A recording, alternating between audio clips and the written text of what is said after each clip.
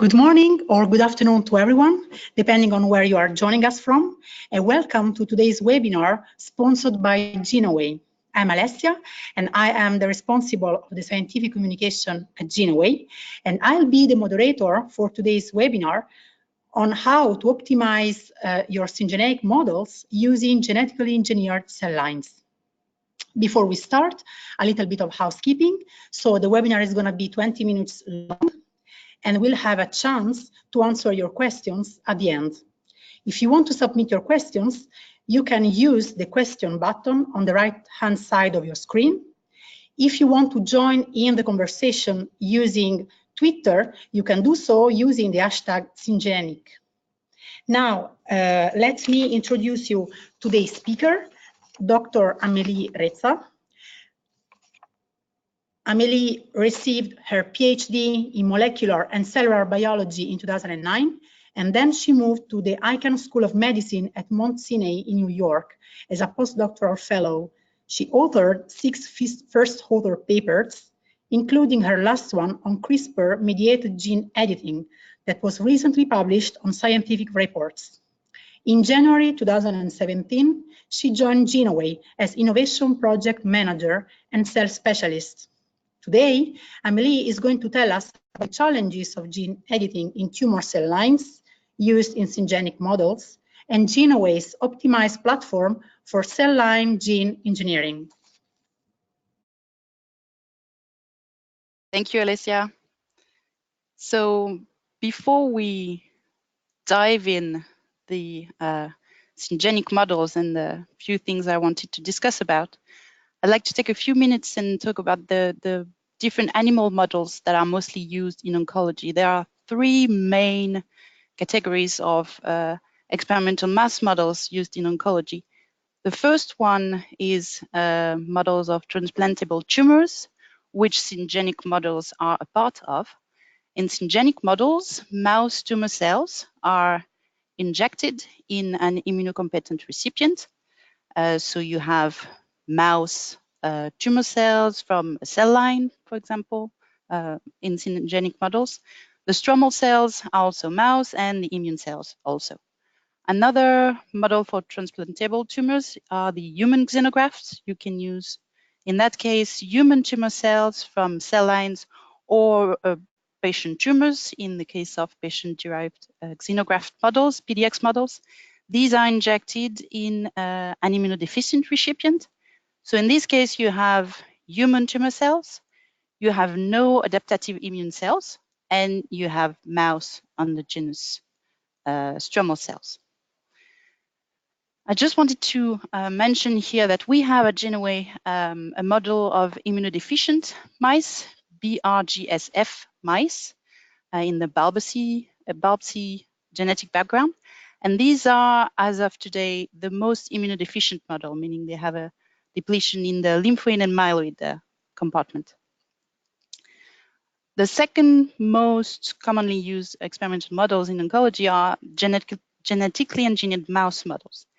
In that case, you can have constitutively or inducibly a mutation that leads to the development of tumors in the actual tissue. So you have spontaneous and autotopic tumors of mouse cells, obviously. You also have, again, endogenous mouse stromal and immune cells. What's interesting in these models is that the oncogenesis is more, I would say, physiological. So the timing is closer to what you can observe in vivo, so in humans. I would say at least the different steps are the same. Here again, we have at GeneWay a 20-year experience in making these kind of models, so genetically engineered mouse models. And what's really important in that case is to really custom-made a model, depending on the assay you want to do, the test you want to perform on it, and the biological question of our collaborators. It's really important before choosing even the type of mutation or anything to really make a custom-made study and a custom-made model. The last model that is very commonly used in oncology are humanized mast cells. mouse models. Sorry. In that case, you have again these immunodeficient mice that here have an immune system that is reconstituted from human cells.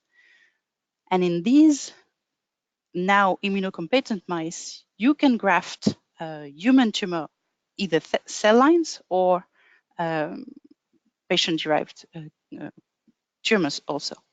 So in that case, you have human tumor cells, human immune cells, adaptive immune cells, and you have the mouse stromal cells. Here again, we have at GenoA a pretty performant and pretty nice model for this, which we call, so these are our immunodeficient mice, BRGSF, reconstituted with human immune system, HIS. In that case, they are on the market today, the most functional reconstituted human immune system model in mouse, because they possess all major human hematopoietic cell subsets, so lymphoid and myeloid. So particularly if you want to work in immuno-oncology, you need an immunocompetent model. So you need to have an immune system that is competent, that's functional. So you can use these syngeneic models with all mouse cells. In that case, you have a competent immune system. The timeline of development of the tumor is pretty controlled. You inject them and it's very reproducible. And it's also pretty easy and economic to use. The cons for this model are that all the cells are murines, obviously, and they also do not recapitulate the heterogeneity of the tumors. We can also use these genetically engineered mouse models. Here again, you have an immune system that is competent. You have an oncogenesis that is closer, more physiological, if I can say. You have autotopic tumors, so in the tissue where they are supposed to develop. The cons here are again that all cells are murine. The generation and the study of these models can be very time consuming and expensive. And also you can have unexpected phenotypes, and the penetrance of the phenotype can be a cause for variability. And last but certainly not least, so these humanized mouse models, in that case, you have a complete human immune system and you have human tumor cells. The big con here is that because it's a very sophisticated model, it's very complicated to use and it's very hard to manipulate and hence very expensive. So syngeneic models, even if they have some cons, are a very good model for immuno-oncology studies and studies of immunotherapy. In particular, pretty much all the compounds that are now in clinical trial or have been approved by drug agencies have been tested at some point on a syngeneic model. So syngeneic model is the injection of tumor cells from a cell line in mice of the same genetic background, the same inbred strain. These cells, the tumor cell lines, actually come from a tumor that was developed either spontaneously or chemically induced in a former mouse of the same strain. These tumor cells were isolated, they were immortalized in vitro, and so now we have different cell lines we can work on in different genetic backgrounds. So obviously the advantages of this is that you have very few to no tumor rejection. You can have a control and time tumor development. It's very reproducible. So it's very really suited for anti-tumor efficacy assessment. So as I said, we have different syngeneic tumor cell lines that are available now, and they have been developed to be used in a specific genetic background. Here you have some of the most commonly used cell lines in the C57 and bulbar C background. You have the MC38 that are from colon carcinoma, B16F10 melanoma from C57. The LL2 or LLC1 is lung carcinoma, lymphoma, you have carcinoma from pancreas, and the glioma cell line GL261. In the bulbar C, most commonly used is definitely CT26, colon carcinoma cell line, but also you have mammary gland, so breast cancer and kidney carcinoma. What's interesting here is that these different cell lines have different features. they can seem pretty much equivalent, but they're not. 2 points that are important, but amongst many others, is that if you're really mostly interested in studying humoral response, bulbar C genetic background is definitely better than the C57 black cis. Another point that is interesting is that these different cell lines have they are more or less immunogenic. For example, now it's really well documented that the cell line B16F10 is less immunogenic than others. So tumors that are formed in syngeneic models with B16F10 have less immune cells in them. And so they have been shown to be more resistant to immune checkpoint blockade treatments, for example. So this syngeneic model with B16F10 would be more representative of a subset of resistant melanomas, for example. So these are things that we need to have in mind when you want to choose the specific cell line and specific modification you want to perform in your cell lines to optimize your syngeneic models. The choice of the cell line, is really important, and it really depends on what you want to do with it and your compounds, how it acts, and its mechanism of action. So to optimize syngeneic models, there are a few things you can do. The main thing I want to talk about today is to genetically humanize one target, your target of interest. You can humanize your target in the recipient animal.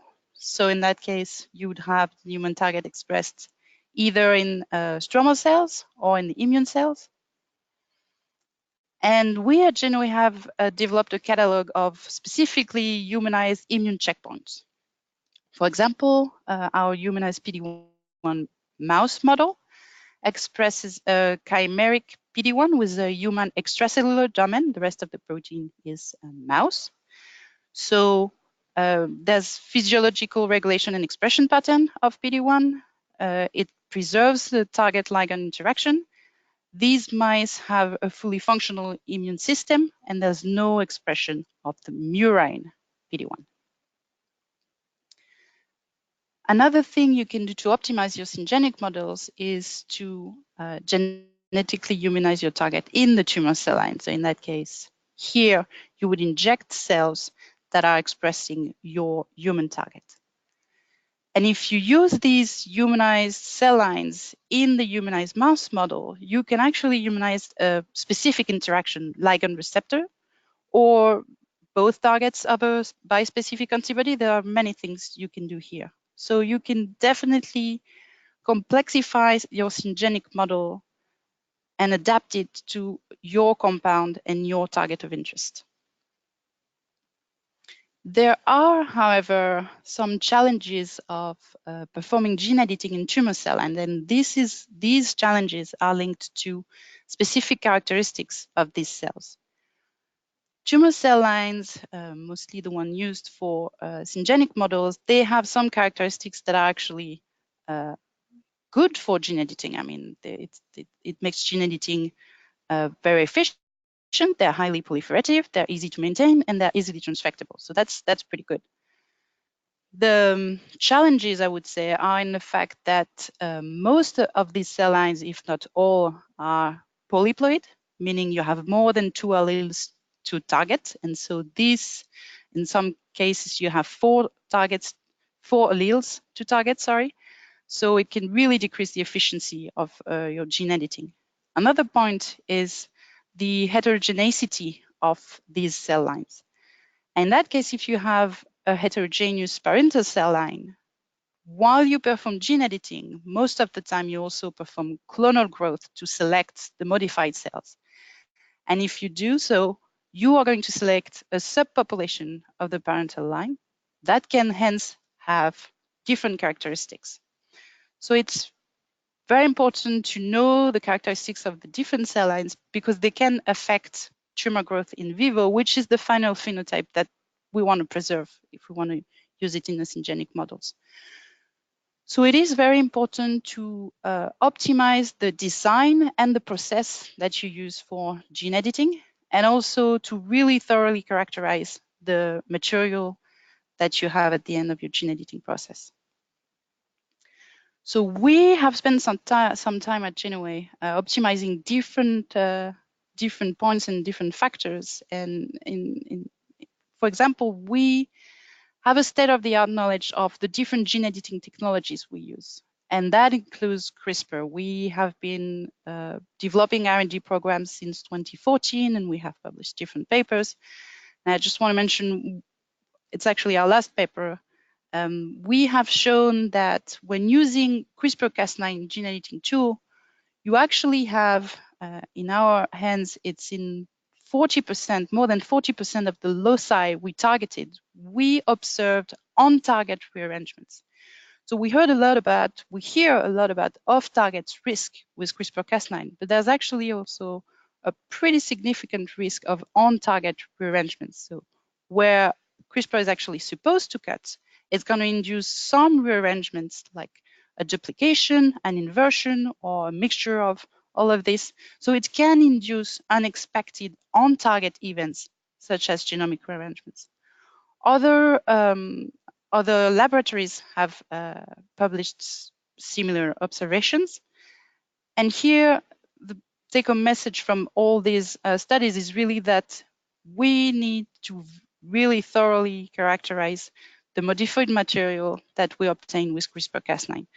The point here is absolutely not that CRISPR is not efficient. It's incredibly efficient, and it's absolutely the best gene editing tool today. But the material that we obtain from CRISPR gene editing needs to be thoroughly characterized. We have at Genoway optimized the protocols we use specifically for the tricky characteristics of tumor cell lines, so the polyploidy and the fact that they are heterogeneous. So we have worked with different of these cell lines. I listed a few here. And we have, this is just to have an idea, 8 to 20% of efficiency to obtain total knockout. So this includes cell lines that have 4 alleles for the gene we wanted to target. And for heterogeneous knock-in, so large knock-in of 1 to 3 kb, we have an efficiency of 5 to 35%. Another thing that's really important, and I mentioned it when I was talking about genetically engineered mouse models, we believe that it's very important to spend some time on the design of the project. And we always perform an assessment of this project design. So we take a little time before starting the project and in collaboration and talking with our collaborators, we determine the best strategy to generate the most relevant models for one application, one biological questions in a specific model.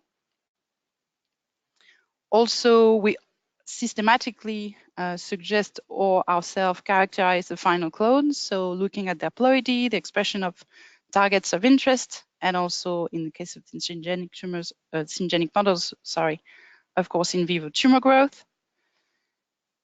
And very importantly, also, we guarantee the freedom to operate. We are specifically for CRISPR integration in rodent cells. We're the only company that can guarantee the FTO, as we have the exclusive worldwide license of Merck's CRISPR integration patent. So all of these points made that we have a pretty high performance platform for syngeneic tumor cell lines. And with these different optimized points, we have developed catalogs for syngeneic models.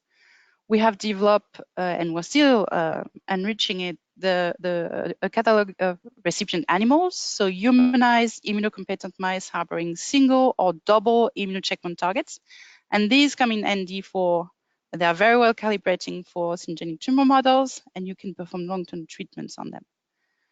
Here's a short list of the single target that we have. So PD-1, I mentioned it, CTLA-4, VISTA, KITAR, OX40. I want to show some data that we have. So we validated these models. Here is the example of the human PD-1 mouse model. So GL26 glioma cells were implanted intracranially. This was performed by one of our collaborators in mice. And you can see here the survival rate. They were treated with either pembrolizumab, so the human antibody, sorry, or the mouse anti-PD-1, murine PD-1, sorry.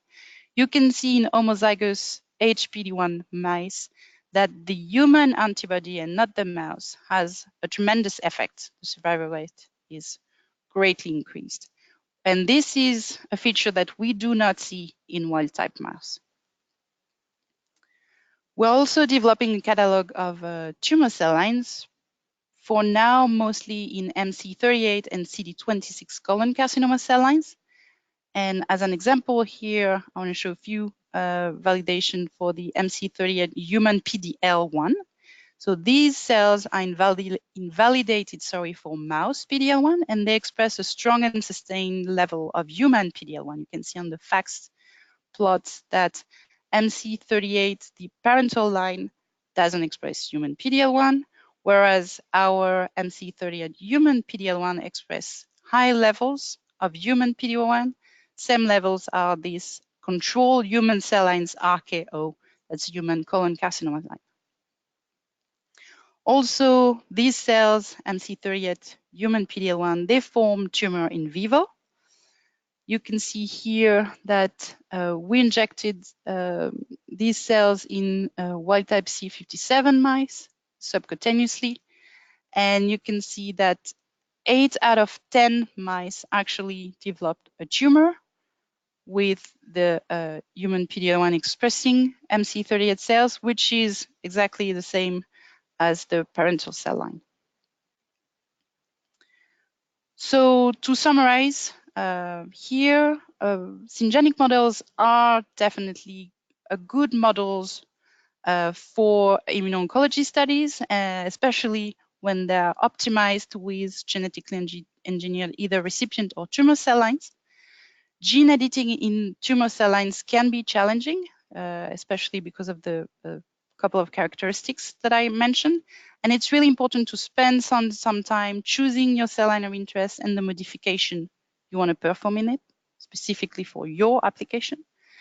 And so keeping in mind that we have developed a catalog and an optimized platform that are very relevant for our studies.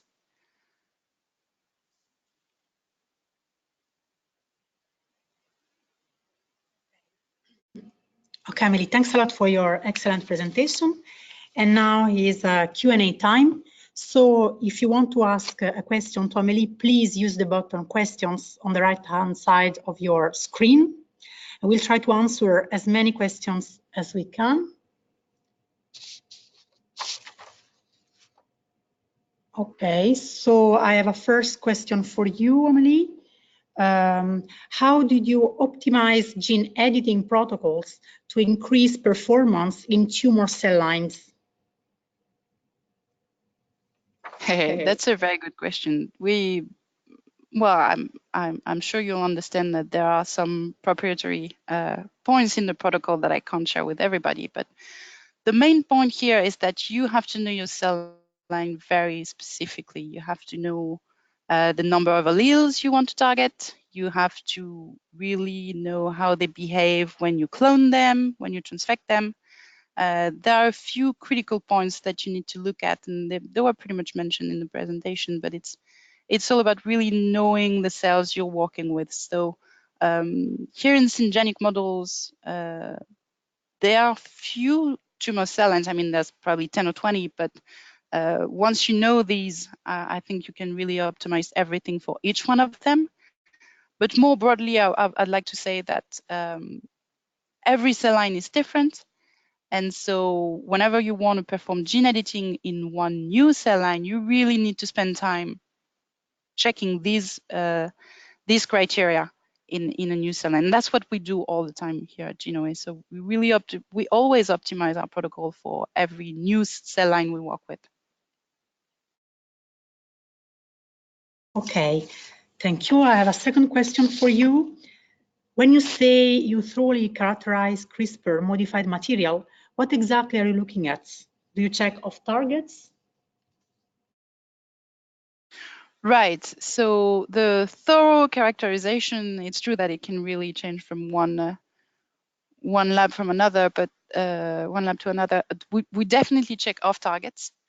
One point that is really important that I didn't mention for the question before is that it's really important that to design really well the guide that you're going to use when you use CRISPR. We have proprietary algorithms that we use to really optimize specificity and efficiency of the guide. And so we always try to find guides that don't have any predicted off targets, but if they do, we always systematically check that there was no mutations on these predicted off targets.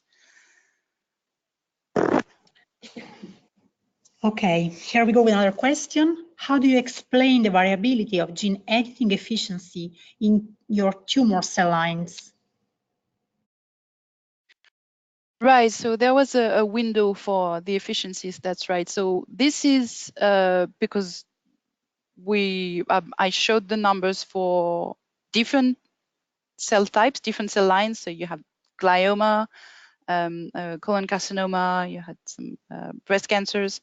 So altogether, they can be different. It's also, especially for the knockout efficiency, it's also because the number of alleles to target were very different from one experiment to another.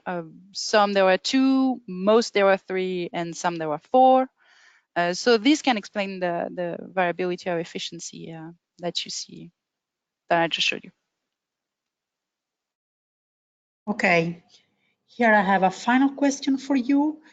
In your survival rate figures in wild-type animals, how do you explain that mouse PD-1 antibody did not work better, should work as well as pembrolizumab in humanized mouse? That's a very good question. That's in a perfect world, that's absolutely true. The human antibody works in the humanized PD-1 mouse. The mouse antibody should work exactly the same in the wild-type mouse. The thing is, the human antibody pembro is really optimized for anti-tumor treatment. The mouse antibody, it's basically I'm not 100% sure here, but it's something that was used for research only. I'm sure of that. I think it was a Western blot antibody or something, but it was definitely for research. So it was not optimized for tumor treatment and anti-tumor treatment. And also, you have a variability of the antibodies, even if they recognize the same epitope in different species, for sure. Okay, so there are no more questions from our audience. That's all the time we have for today's webinar. Please look for your follow-up email that will alert you on the on-demand status of today's event so that you can review any material you missed or simply go over again. Should you have any additional questions, please contact Amélie. Here is our professional address, reitza@genoway.com. On behalf of Amélie and the team at Genoway, thank you for joining us and taking time to view our presentation. Have a great time. Bye-bye. Thank you. Bye. Bye.